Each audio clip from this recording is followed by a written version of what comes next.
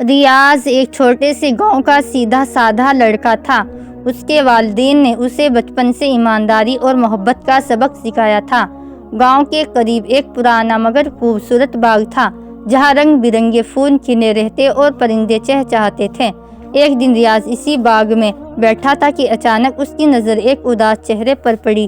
یہ زینب تھی جو اسی گاؤں کی ایک نیک دل لڑکی تھی، مگر آج اس کی آنکھوں میں آنسو تھے۔ ریاض نے ہمت کر کے پوچھا، زینب تم اتنی اداس کیوں ہو؟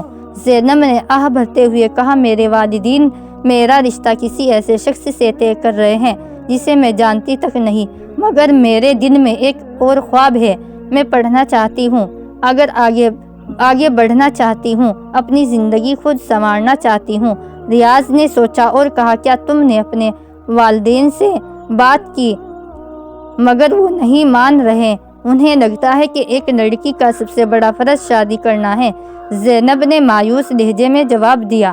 ریاض نے اس کی ہمت بڑھائی، اگر تمہارے خواب سچے ہیں تو تمہیں ہمت نہیں ہارنی چاہیے، میں تمہاری مدد کروں گا۔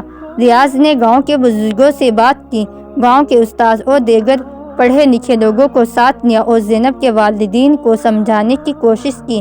پہلے تو وہ ناراض ہوئے، مگر جب سب نے انہیں بتایا کہ بیٹی کی تعلیم اس کا حق ہے تو وہ سوچنے پر مجبور ہو گئے۔ کچھ دن بعد زینب کے والد نے کہا، بیٹی اگر تم پڑھنا چاہتی ہو تو ہم تمہارا ساتھ دیں گے، تمہاری خوشی میں ہی ہماری خوشی ہے۔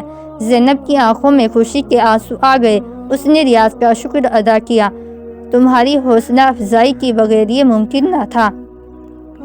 ریاض مسکرا دیا کیونکہ اس نے ایک سچی محبت کا حق ادا کر دیا تھا، وہ محبت جو صرف ایک شخص کے لیے نہیں بلکہ انسانیت کے لیے تھی۔ محبت کی روشنی ایک خوبصورت کہانی ہے جو ایک چھوٹے سے گاؤں کے دو نوجوان ریاض اور زینب کی زندگی کے گرد گھومتی ہے۔ زینب ایک باہمت لڑکی ہے جو اپنی تعلیم مکمل کرنا چاہتی ہے، مگر اس کے والدین اس کی شادی زبردستی طے کرنا چاہتے ہیں۔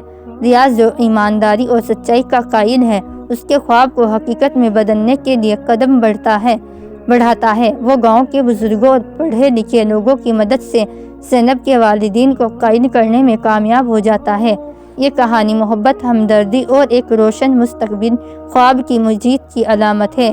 یہ پیغام دیتی ہے کہ سچی محبت صرف رشتوں میں قید نہیں ہوتی بلکہ ایک دوسرے کے خوابوں کو حقیقت میں بدلنے کا نام بھی ہے۔